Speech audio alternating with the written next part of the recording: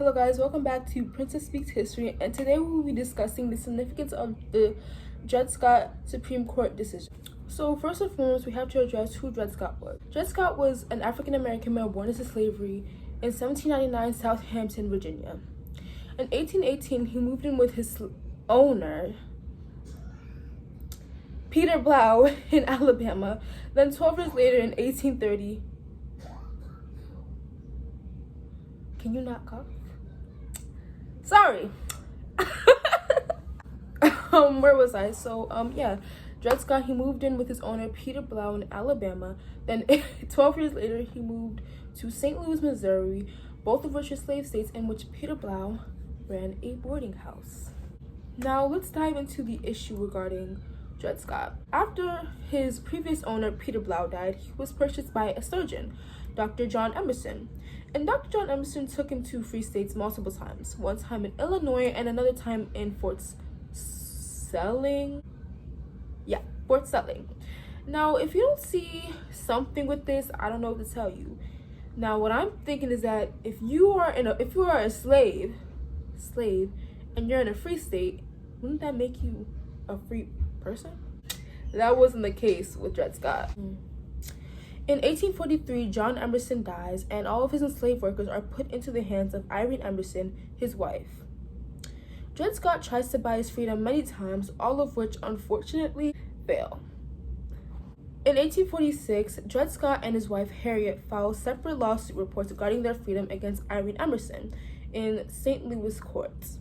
And this lawsuit was based off of two Missouri statutes, both of which read: one statute allowing any person of color to sue for wrongful enslavement, and another statute that being taken to a free territory automatically makes you a free person and could not be enslaved upon returning to a slave state.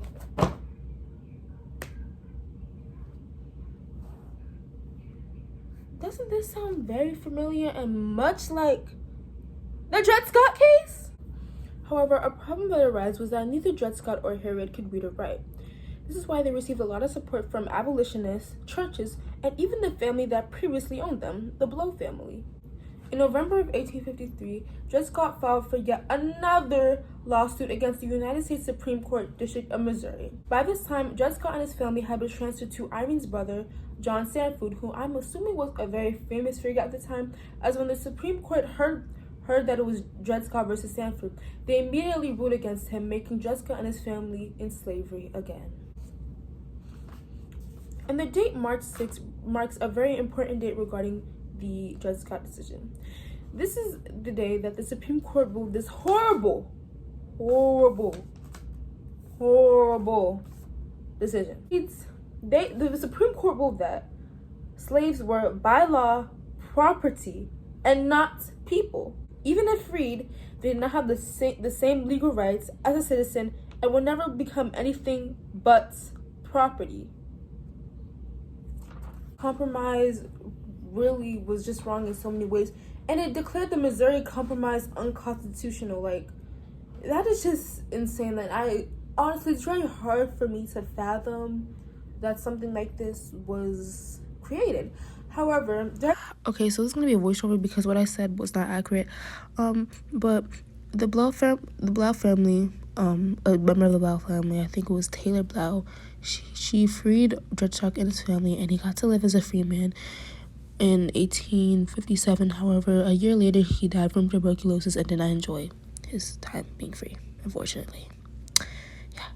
And that concludes my video regarding the Dred Scott case. I hope you guys all enjoyed it and learned something new. And I hope Dred Scott's story all inspired you guys to continue to fight for what you believe is right. And just to remember that there is always light at the end of the tunnel. Thank you. This is a picture of me posing, but the following is some bloopers, so enjoy. In 1818...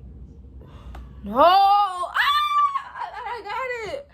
However, a problem that arose was that neither Dred Scott or Harriet could read or write. This is why they received a lot of support.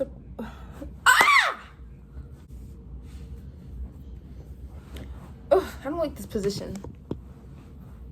In the summer of 1850, what the heck? Thank you for watching, guys. Yeah, that's the end.